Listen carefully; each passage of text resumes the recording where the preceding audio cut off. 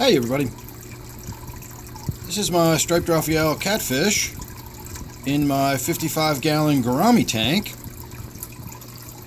My clown loach here is desperately trying to get my attention. Everybody thinks it's dinner time, but it is not. I just came in here to shoot a little bit of video, and since my Striped Raphael's just lying out and about in the open like this, I thought I would get a little bit of video of him. We seldom see this fish. When we do, he's generally just kind of moving around or going from one hiding spot to another. Not very often. I just see him lying out in the open like this, especially with the lights on.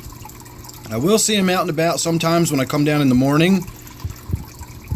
I generally don't turn the tank lights on immediately. I turn the overhead light on in the room and let all the fish sort of get used to the idea that there's some light in the room for a little while, and then I turn the fish tank lights on. I seem to have a lot less injuries and panic when the lights come on that way. I have had plenty of fish get injured when they they do that panic when it goes from a completely dark room to suddenly a brightly lit tank.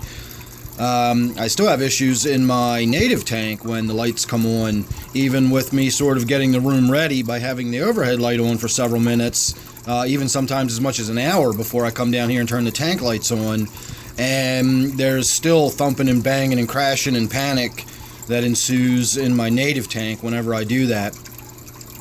So a lot of times when I come down and I get the preliminary lights turned on, I will see my Striped Raphael out and about. He'll be swimming around the tank, cruising around.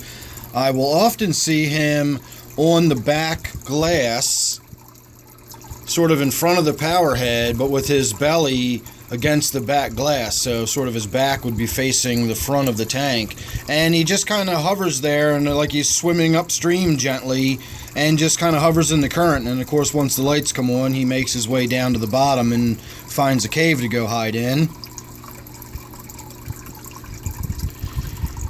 And for as big and rotund as he is a remarkably graceful fish. See, that's exactly what I was talking about right there. He'll just get in the current and sort of drift along, and in this case he's just allowing the current to drift him back here,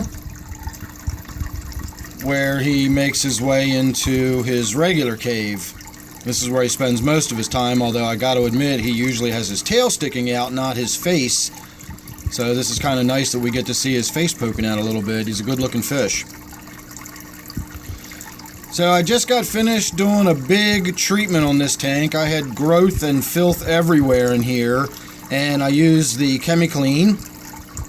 It killed off all of the unwanted growth, but it showed me that I have a lot of hair algae growing in here.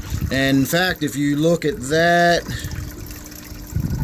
let's see if I can point to it. If you look at this leaf and you look at the surface, how it looks kind of fuzzy, that fuzz is really just the hair algae growing. So I do have fish in here that will eat that. I believe my rubber lip will take care of that. The gouramis may actually nibble on that as well. Gouramis love eating vegetation. And then of course I have that whiptail catfish, which is a Luriacaridae, and they scrape and clean everything. That's why this tank is as otherwise clean as it is.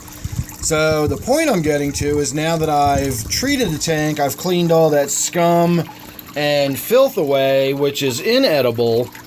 I've now exposed the algae, and hopefully the fish that are in there will be able to start making their diet include some of the algae that's growing in the tank. I also got in there and wiped down the back glass a little bit.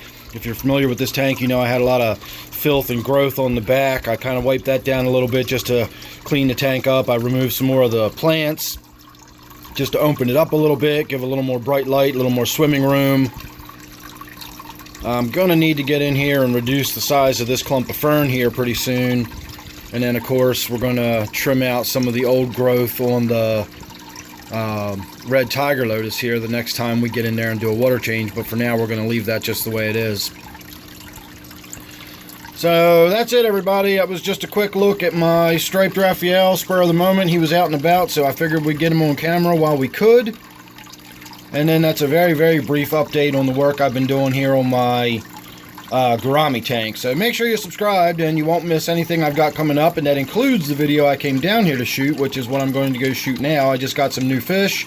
Got them out of quarantine, got them put into the tank that they're going to be living in permanently. And even though they've only been in there less than 24 hours, they already look right at home and they look fantastic. So I'm going to go shoot some video of them. And as I said, if you're subscribed, you won't miss that or anything else. So don't forget, this one is my 55-gallon Gourami tank. Thanks again for watching. Hope you enjoyed it, and I will see you real soon in the next one.